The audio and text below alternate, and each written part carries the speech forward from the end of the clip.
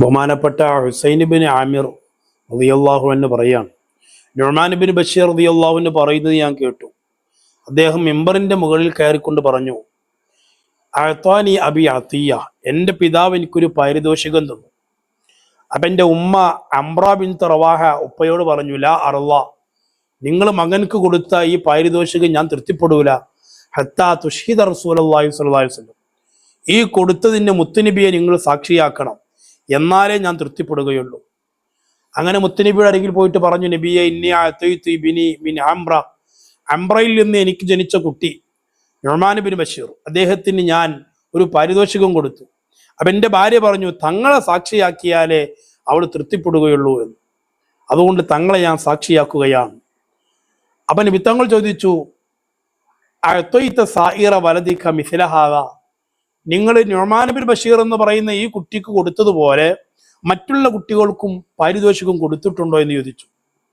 അപ്പം അദ്ദേഹം പറഞ്ഞു, ലാ, ഇല്ല നബി, ഞാൻ കൊടുത്തിട്ടില്ല. തങ്ങൾ പറഞ്ഞു, ഫത്തഖുല്ലാഹ വഅദ്ലു ബൈന ഔലാദിക്കും, നിങ്ങൾ അള്ളാഹുവിനെ പേടിക്കുന്നുണ്ടെങ്കിൽ, അള്ളാഹുവിനെ സൂക്ഷിച്ച് ജീവിക്കുന്ന ആളാണെങ്കിൽ മക്കൾക്കിടയിൽ നിങ്ങൾ നീതി കാണിക്കണം. മക്കൾക്കിടയിൽ നീതിയോടെ പെരുമാറുക, വേർതിരിവ് കാണിക്കാൻ പാടില്ല.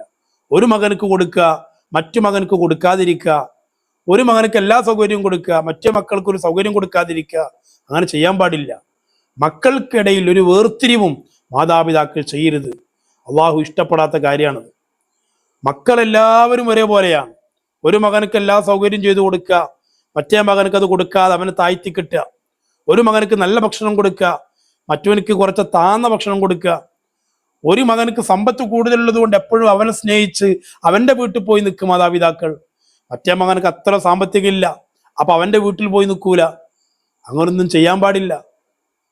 ഒരു മകൻ വലിയ ബിസിനസ്സുകാരനാണ്, അവ എപ്പോഴും അവൻ്റെ വിശേഷങ്ങൾ ചോദിക്കുക, അവനെ കാണാൻ പോവുക, അവനുമായിട്ട് ഇങ്ങനെ ബന്ധപ്പെടുക. മറ്റേ മകൻ കൂലിപ്പണിക്കാരനാണ്, അവനോട് കൂടുതൽ ബന്ധമില്ല. അങ്ങനെ ചെയ്യാൻ പാടില്ല. എല്ലാ മക്കളും എൻ്റെ കുട്ടികളാണ്, ഒരുപോലെ അവരോട് പെരുമാറണം. അവർക്കിടയിൽ ഒരു വേർതിരിവും നമ്മൾ കാണിക്കാൻ പാടില്ല.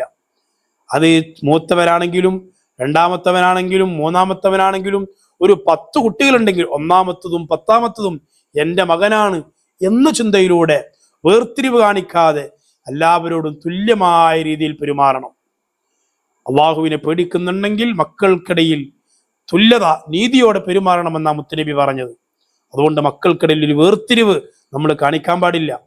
ഒരു മകൻ വിദേശത്താണ്, അപ്പൊ അവൻ നാട്ടിലേക്ക് വരുമ്പോൾ അവനക്ക് എല്ലാ സൗകര്യം ചെയ്തു കൊടുക്കുക. മറ്റേ മകൻ നാട്ടിലാണ്, അപ്പൊ അവനക്ക് അത്ര പരിഗണന ഇല്ലാതിരിക്കുക. ഉമ്മമാരെ, ഉപ്പമാരെ നമ്മൾ ചെയ്തു പോകരുത്. രണ്ടും നമ്മളെ മക്കളാണ്. അതേസമയം വേർതിരിവ് കാണിക്കാം. മഹാന്മാര് പറഞ്ഞു, വേർതിരിവ് കാണിക്കാൻ ഒരു മാനദണ്ഡം ഇൽമാണ്.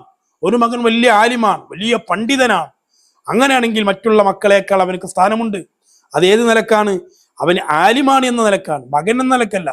ഈ മകൻ ആലിമാണ്, അപ്പൊ അവന്റെ ഇൽമിനെ ബഹുമാനിച്ച്, ഇൽമിന്റെ അഹ്ലുകാരോടുള്ള ബഹുമാനം കാരണം അവനെ ബഹുമാനിക്കാം. അതല്ലാതെ ഒരു മക്കൾക്കിടയിൽ വേർതിരിവ് പാടില്ല.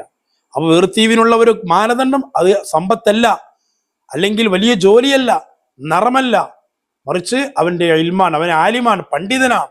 എന്നാൽ അവനെ മറ്റുള്ള മക്കളെക്കാൾ ബഹുമാനിക്കണം, അവനക്ക് ആദരവ് കൊടുക്കണം, കാരണം അവൻ വലിയ ആലിമാണ്.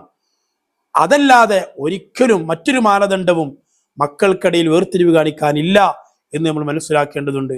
അല്ലാഹു തആല നമ്മളെ മക്കളെ സ്വാലിഹീങ്ങളിൽ പെടുത്തുമാറാവട്ടെ.